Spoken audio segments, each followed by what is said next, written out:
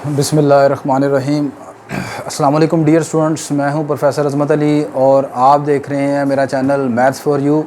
Students, जैसे कि आप जानते हैं कि हमने सेकेंड ईयर मैथमेटिक्स से चैप्टर नंबर 7 वेक्टर स्टार्ट किया हुआ है और इस चैप्टर में एक्सरसाइज 7.1 जो है वो आज हम शुरू करेंगे। तो एक्सरसाइज 7.1 में आपका जो पहला क्वेश्चन है उस क्वेश्चन में आपको कहता है कि दो पॉइंट्स पी और क्यू आपको दिए हुए हैं, तो आपने वेक्टर पी क्यू मालूम करना है और उस वेक्टर को बाद में आपने एक्स आई प्लस वाई जे की फॉर्म में भी लिखना है। तो यहाँ पर देखें कैसे करेंगे इस क्वेश्चन को। आप यहाँ पर ये आपके पास पॉइंट पी है, ये आपके पास पॉइंट क्यू है, तो आपने वेक्टर पी क्यू बनाना है। तो आपने करना ये होगा, Q का जो पहला कंपोनेंट है 6, इसमें से P का जो पहला कंपोनेंट 2 है उसको माइनस कर देंगे, फिर कोमा, फिर Q का जो दूसरा कंपोनेंट है Y कंपोनेंट, उसमें से आप P का जो Y कंपोनेंट है उसको माइनस कर देंगे। तो 6 - 2 4 आ जाएगा, ये -2 और ये -3 -5 बन जाएगा। तो वेक्टर की जब आपने फॉर्म लिखनी है तो वेक्टर के लिए ब्रैकेट, ये स्क्वायर ब्रैकेट्स आपने इस्तेमाल करनी है। ये जो राउंड ब्रैकेट्स हैं आपकी, ये पॉइंट को शो करती हैं। अब यहाँ पर ये इसको दोबारा आपने इस फॉर्म में लिखना है एक्स आई प्लस वाई जे की फॉर्म में। तो ये आ जाएगा 4i - 5j, कोमा हटा देंगे, पहले कंपोनेंट के साथ i लिख देंगे, दूसरे के साथ आप j लगा देंगे। सिमिलरली आपका सेकंड पार्ट है, उसमें p आपको 0.5 दिया हुआ और q की वैल्यू -1 -6 है। तो यहाँ पर आपका पहला कंपोनेंट -1, इधर पहला कंपोनेंट 0, तो -1 -0 कर देंगे, कोमा लगाएंगे।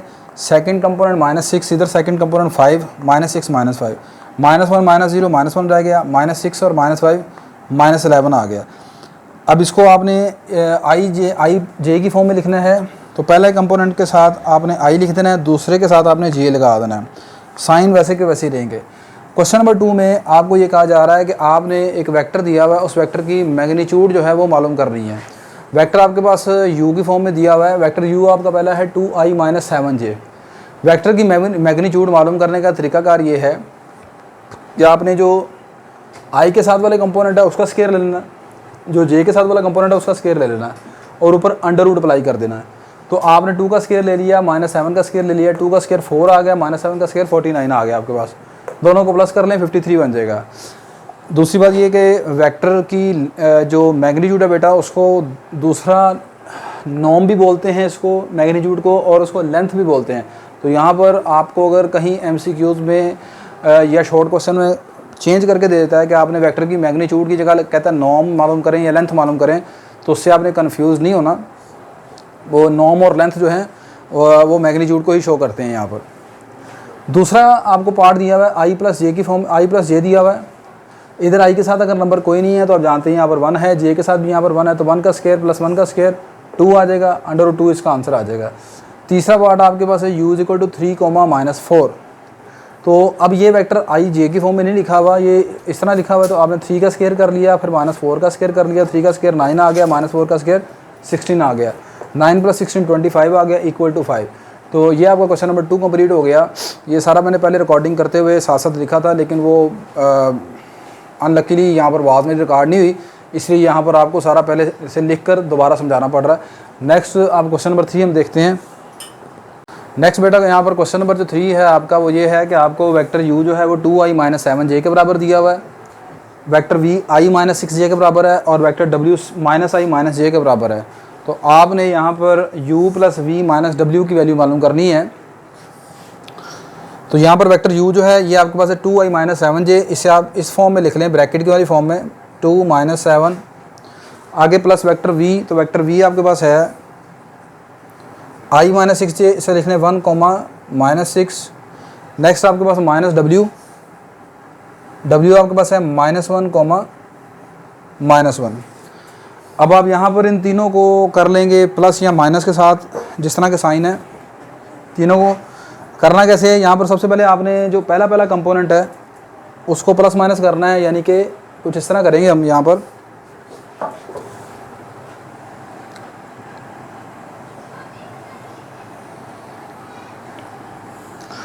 इसका पहला कंपोनेंट क्या है, फर्स्ट कंपोनेंट इज 2, इसका पहला कंपोनेंट 1, इसका फर्स्ट कंपोनेंट -1, ये माइनस और ये माइनस, +1 कोमा। अब इसका सेकंड कंपोनेंट -7, इसका सेकंड कंपोनेंट -6, इसका सेकंड कंपोनेंट -1, ये माइनस और ये माइनस, प्लस ये 2 + 1 3, 3 + 1 4, माइनस यहाँ पर +1 लिखना भूल गया, -7 -6 -13, -13 और +1 कितना हो गया, -12। तो ये आपके पास u + v - w का आंसर आ जाएगा। नेक्स्ट यहाँ पर इसका जो सेकंड पार्ट है वो है 2u - 3v + 4w की वैल्यू आपने मालूम करनी है।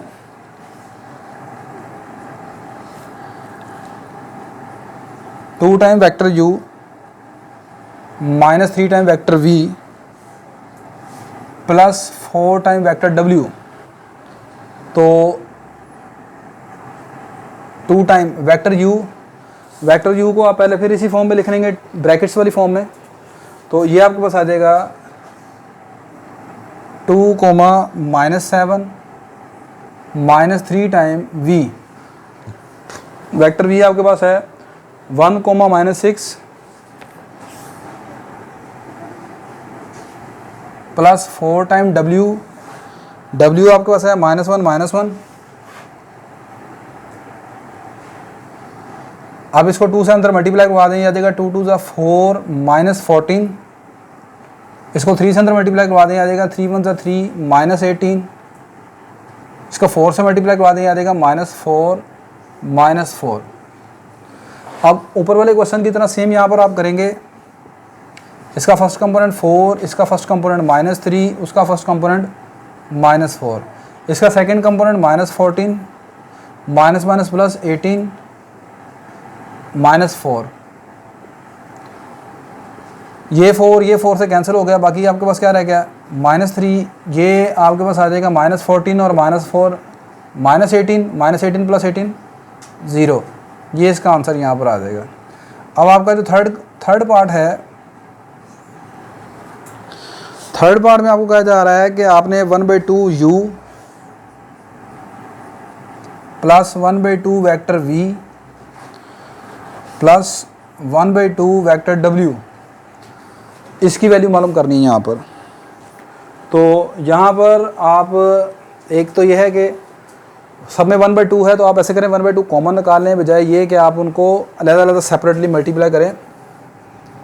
1/2 आप यहाँ से आप कॉमन निकाल लें, ये आ जाएगा vector u + vector v + vector w 1/2। अब वेक्टर u जो है वो आपके पास किसके बराबर है, 2, -7 के बराबर, तो इसे लिख लें 2, -7 प्लस वेक्टर v आपके पास है 1, -6 के बराबर, 1, -6 प्लस वेक्टर w आपके पास है -1 -j, यानी कि -1, -1, ये इस तरह आ जाएगा।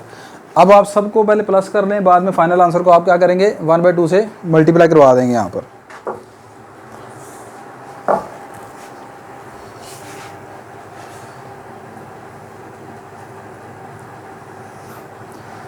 ये आ जाएगा 1/2, इसका फर्स्ट कंपोनेंट 2, इसका फर्स्ट कंपोनेंट 1 और इसका फर्स्ट कंपोनेंट -1, यानी ये आ जाएगा जी 2 +1 और ये वाला -1, कोमा इधर इसका सेकंड कंपोनेंट -7, इसका सेकंड कंपोनेंट -6 और इसका सेकंड कंपोनेंट -1। ये बड़ी ब्रैकेट अंदर सबको प्लस करके ये ब्रैकेट लगा दी मैंने, ठीक है। यानी कि ज़्यादा बात तो इसको ऐसे, ये वेक्टर वाली ब्रैकेट आ गई, ठीक है। 1/2 ये क्या बच जाएगा, आपके पास 2 आ जाएगा, और ये आपके पास क्या बच जाएगा, -7 -6 -13 और -14। इसको अंदर मल्टीप्लाई करवा दें, ये आपके पास आ जाएगा 1, इसको इससे कैंसिल कर दें, आ जाएगा -7। तो ये बेटा आपका क्वेश्चन नंबर जो 3 है वो कंप्लीट हो गया। नेक्स्ट क्वेश्चन नंबर 4 देखते हैं।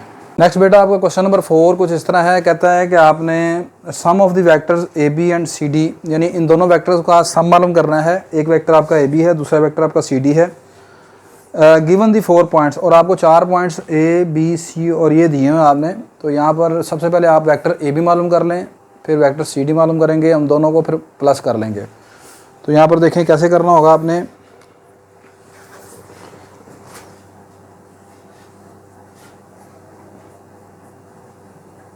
यहाँ पर जो आपका वेक्टर ए बी है, बिल्कुल ये आपके क्वेश्चन नंबर 1 की तरह, जिस तरह आपने वेक्टर पी क्यू मालूम किया है यहाँ पर, बिल्कुल आप यहाँ पर भी ऐसे करेंगे। वेक्टर ए बी मालूम करने के लिए पहले आप, ये बी है, ये पॉइंट ए है, आप बी के कोऑर्डिनेट्स में से, इसके कंपोनेंट में से ए के कंपोनेंट को माइनस कर देंगे।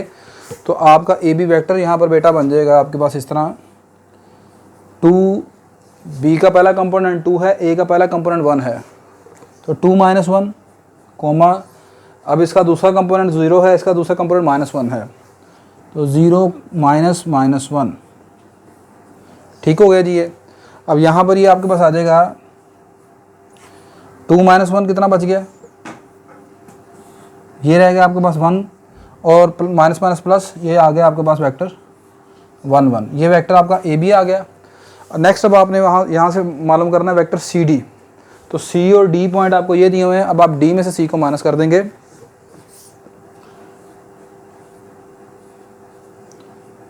तो डी कंपोनेंट, डी का पहला कंपोनेंट, अब सी डी है तो डी में से सी को माइनस करना है आपने। जो सेकंड आपका यहाँ पर होगा पॉइंट, उसमें से आपने पहले वाले को माइनस करना है। तो डी आपका दूसरा है, तो यहाँ पर डी पॉइंट का पहला कंपोनेंट -2 है, इसमें से माइनस करते हैं सी को, तो सी का पहला कंपोनेंट क्या है -1 कोमा, अब इसका दूसरा कंपोनेंट 2 है, इसका दूसरा कंपोनेंट -3 है, माइनस कर देंगे आप यहाँ पर इसको। अब ये आपके पास आ जाएगा -2 + 1, -2 + 1 कितना हो जाएगा, -1 के बराबर, और 2 - 3 कितना आ जाएगा, -1। ये आपका वेक्टर सी डी आ गया, ये आपका वेक्टर आ गया ए बी। अब इन दोनों वेक्टर का आपने सम मालूम करना था, अब इनको आप कर लेंगे यहाँ पर प्लस। तो ये आपके पास आ जाएगा जी vector A B plus vector C D. तो ए बी वेक्टर आपके पास निकला है 1, 1, और सी डी वेक्टर आपके पास आया है -1, -1।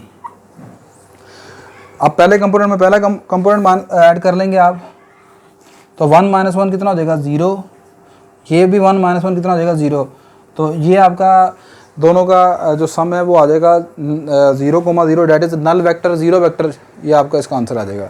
नेक्स्ट हम क्वेश्चन नंबर 5 की तरफ मूव करते हैं। नेक्स्ट बेटा आपका क्वेश्चन नंबर 5 कुछ इस तरह है, कहता है find the vector from point A to the origin. आपने पॉइंट ए से ओरिजिन की तरफ एक वेक्टर मालूम करना है, जबकि आपको ए बी वेक्टर ये दिया हुआ है और पॉइंट बी आपको दे दिया है। यानी यहाँ पर सिचुएशन कुछ इस तरह की है आपकी, फर्ज करें ये आपका पॉइंट ए पड़ा हुआ है और ये आपका ओरिजिन ओ है, तो आपने ए से ओ की डायरेक्शन में ये वेक्टर ए ओ मालूम करना है यहाँ पर, ठीक है। जबकि आपको वेक्टर ए बी ये दे दिया गया है और पॉइंट बी आपको ये दे दिया गया। अब यहाँ पर आप यहाँ पर इस तरह ए बी वेक्टर को इस तरह इस्तेमाल करेंगे, एज वी कैन राइट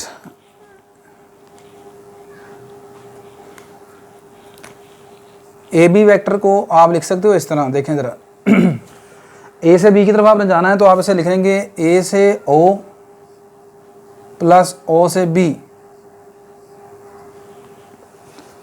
ये दोनों सेम है, ठीक है। ये यहाँ पर ये आपका ट्राइंगल लॉ ऑफ एडिशन कह लें या हेड टू टेल रूल आप कह लें, ठीक है। उसके मुताबिक आप ए से बी को इस तरह लिख सकते हैं, ए से स्टार्ट करेंगे सेंटर में ओ, फिर ओ से बी, बी पर ख़त्म कर देंगे, ठीक है। तो ए बी को आप ऐसे लिख सकते हो। अब वेक्टर ए बी आपको दे दिया गया, ये वेक्टर ए बी आपको दिया गया है 4i - 2j, तो इसको आप लिख लेंगे 4, -2। ए ओ वेक्टर आपने मालूम करना है, ओ बी का मतलब है b - o, यानी b में से o को माइनस कर दें। O B vector mean b का कंपोनेंट, तो b का आपके पास b किसके बराबर है, b आपके पास है -2, 5, और o वेक्टर के o पॉइंट क्या आता है, रीजन 0, 0। तो b में से जब o को आप माइनस करेंगे तो -2 - 0 5 माइनस 0, यानी ये आपके पास क्या आ जाएगा, दोबारा ओ बी वैक्टर क्या बन जाएगा, -2 5, यानी ये बी पॉइंट ही आपका आ जाएगा। तो अब यहाँ पर ओ बी वैक्टर आपके पास बन गया -2, 5। अब ये प्लस हो रहा है, दूसरी तरफ जाकर आप माइनस कर देंगे, या आप ऐसे समझ सकते हैं कि दोनों तरफ हमने इस वेक्टर का नेगेटिव वेक्टर ऐड कर दिया, ठीक है। तो आप इसको आगे असल में इस तरफ ले आएंगे, ये वेक्टर आ जाएगा minus time -2 5 equal to vector A O, ठीक हो गया जी। अब जिस तरह हमने पहले क्वेश्चन में किया, इसके पहले कंपोनेंट में से इसके पहले कंपोनेंट को माइनस कर देंगे, ये आ जाएगा 4 माइनस माइनस +2। इसके सेकंड कंपोनेंट में से आप इसके सेकंड कंपोनेंट को माइनस कर देंगे, -2 -5 ए ओ वैक्टर। तो वेक्टर ए ओ आपके पास आ जाएगा 4 + 2 6 -2 -5 -7। तो ये आपका क्वेश्चन नंबर 5 यहाँ पर कंप्लीट हो गया।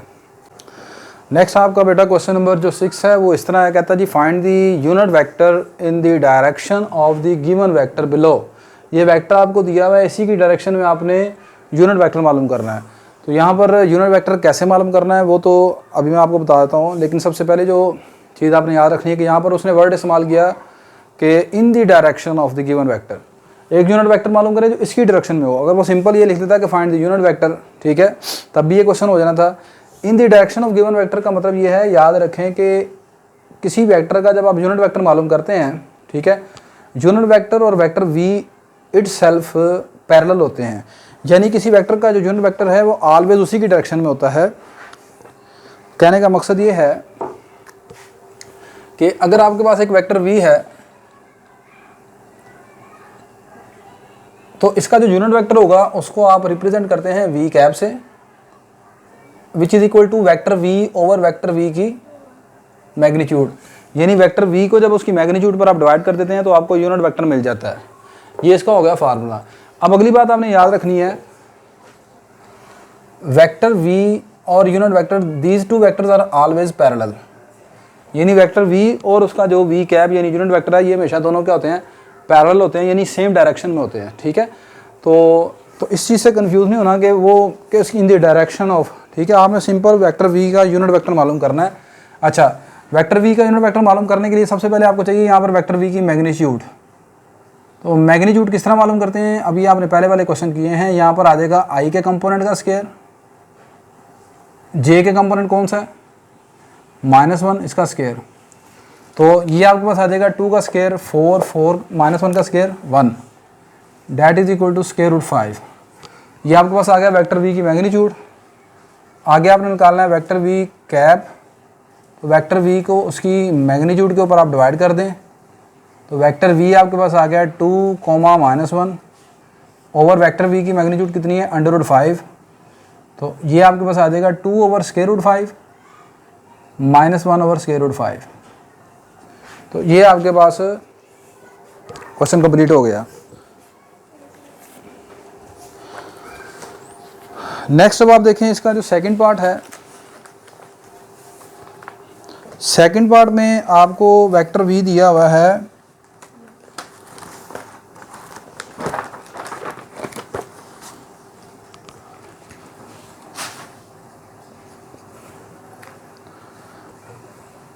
Vector v is equal to 1/2i plus √3/2j। ये आपको जनाब वेक्टर दे दिया यहाँ पर उसने। तो सेम पहले वाले क्वेश्चन की तरह यहाँ पर भी आपने सबसे पहले इस वेक्टर v की मैग्नीट्यूड मालूम कर लेनी है। मैग्नीट्यूड कैसे मालूम करते हैं, आपने i कंपोनेंट का स्क्वायर ले लिया प्लस j कंपोनेंट का स्क्वायर आ गया, 1/2 का स्क्वायर हो गया 1/4, ये आपके पास आ गया 3/4, एलसीएम आपके पास 4 आ जाएगा, 1 + 3। तो ये आपके पास कितना बन जाएगा, 4/4।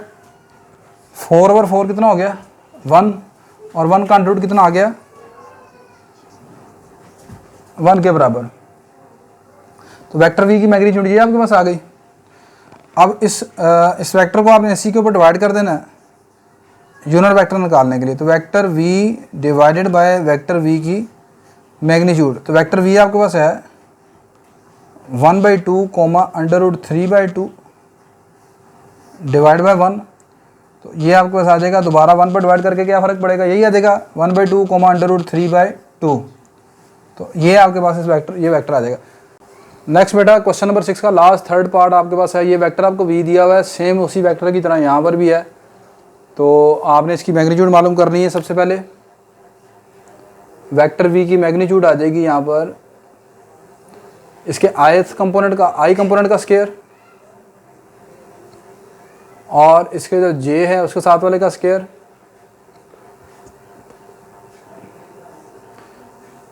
ये आपके पास स्क्वायर है। यहाँ पर देखें माइनस का साइन खत्म हो जाएगा, ये आप और अंडर रूट खत्म होकर रह जाएगा 3/4। यहाँ पर भी आ जाएगा +1/4, ये आ जाएगा 3 + 1/4, 4/4 डेट इज इक्वल टू 1। तो वेक्टर v की जो मैग्नीट्यूड आ जाएगी वो यहाँ पर किसके बराबर आ जाएगी, 1 के बराबर। और यहाँ पर मजीद आप इन्फॉर्मेशन के लिए जस्ट कि ऐसा वेक्टर जिसकी मैग्नीट्यूड 1 हो उसे आप यूनिट वेक्टर बोलते हैं, ये हमने पहले डिस्कस किया हुआ है। अच्छा जी, अब यहाँ पर वेक्टर v की जो मैग्नीट्यूड है यहाँ पर 1 के बराबर आ गई। तो v कैप जो है वो आ जाएगा vector v divided by vector v की मैग्नीट्यूड। तो वेक्टर v आपके पास है -√3/2 कोमा, और j कंपोनेंट इसका क्या है -1/2 डिवाइडेड बाय मैग्नीट्यूड कितनी निकली है 1 के बराबर। तो 1 पर डिवाइड करेंगे क्या फ़र्क पड़ेगा, कोई फ़र्क नहीं पड़ेगा। ये आपके पास आ जाएगा दोबारा इसी तरह ही -√3/2 कोमा -1/2, ये इस वेक्टर का यूनिट वेक्टर है। ठीक है, तो ये आपने क्वेश्चन नंबर 6 तक स्टूडेंट्स आज के लेक्चर में कंप्लीट किया। इंशाल्लाह नेक्स्ट लेक्चर में हम क्वेश्चन नंबर 7 से स्टार्ट करेंगे। तो आज के लेक्चर में बस इतना ही। इंशाल्लाह नेक्स्ट लेक्चर में क्वेश्चन नंबर 7 से स्टार्ट करेंगे। मुझे इजाज़त दीजिए, अल्लाह हाफ़िज़ जी।